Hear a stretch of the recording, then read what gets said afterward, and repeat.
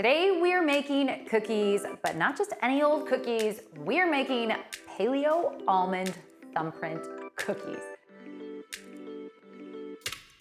Hi there, I'm Nikki Sizemore. Welcome to my kitchen. Welcome back to my channel. So right now the holidays are just around the corner. It is officially cookie season, although in my house, cookie season is a year-round event. These are Almond Thumbprint cookies, and they just happen to be paleo and gluten-free. They're perfect for the holidays, but as I mentioned, we are big cookie people here. I make these year-round. My kids love them, and it's a healthy thumbprint cookie, so they're perfect for afternoon snacks, midweek desserts, or holiday cookie tins. So let's get started. These are grain-free cookies made just with almond flour. You'll need 2 cups of almond flour, and I love adding a touch of cinnamon. It just adds some sweet warmth to the cookies, but it's not overpowering. And then a little bit of fine sea salt. Always gotta add salt to your baked goods. Whisk this together. And then, as you know, whenever I'm working with almond flour, I'm gonna ask you to get your hands dirty because almond flour has a tendency to get clumpy. So this is the fun part. This is the part my 6-year-old actually loves to do. That looks good. This is such an easy cookie. I have to be honest, I love eating cookies, but I'm kind of impatient when it comes to making cookies. But this is my kind of cookie, so simple. So we got the dry ingredients. Now for the wet ingredients, I'm gonna need 1 egg. This is gonna bind the cookies together. And then we have 1/2 cup of coconut sugar, making these naturally sweetened. Some neutral vegetable oil, whatever you got. 2 tablespoons of almond milk. I'm using almond milk since these are almond cookies, but if you don't have almond milk, you can use regular milk. And almond extract. And this gives these cookies that sweet almond flavor that I love. Ah, just that smell makes me so happy. And we're gonna whisk this to combine. So there's really only 2 holiday cookies I make every year.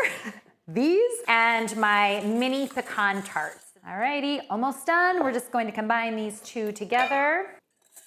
I love making cookies though when you don't need to break out the mixer, you don't need to soften the butter, none of those steps that I always forget to do.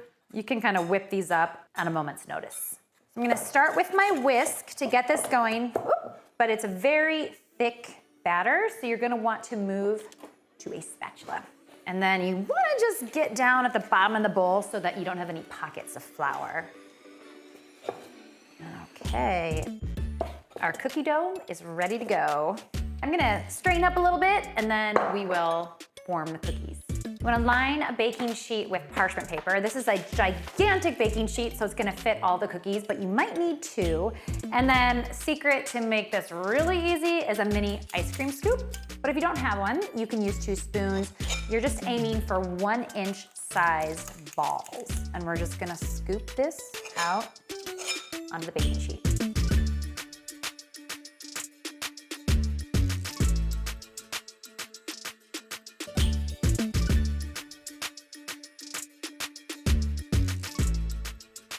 All right, cookies are all scooped. Now I'm just gonna get my finger a little damp because it's gonna make it easier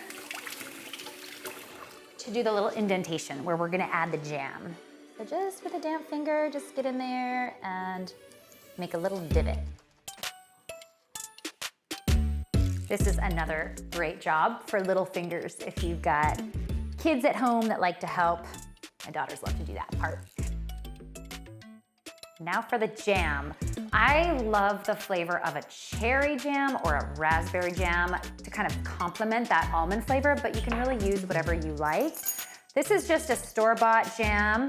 You could certainly use a homemade jam or jelly as well. So I just have 2 little spoons and I'm gonna fill up each one of these little holes.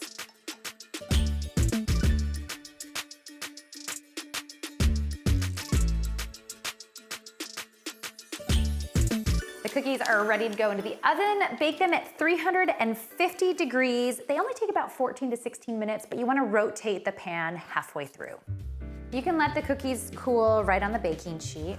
I love to eat them when they are a tiny bit warm. They're crunchy on the outside and chewy in the center and so good. If you make them ahead, you want to store them in the refrigerator or the freezer. They'll turn chewy and irresistible. I love keeping a stash in the freezer for easy weeknight treats. All right, let's try it. That almond flavor is gotta be my favorite flavor. They're a little bit crisp, chewy and warm in the middle, and then you get the brightness from the jam. Such an easy, such a healthy cookie. I hope that you give them a try. Let me know if you do in the comments below. Don't forget to like and subscribe. That way you won't miss out on any of my wholesome, family-friendly, gluten-free recipes. Thank you so much for tuning in, and I will see you next time.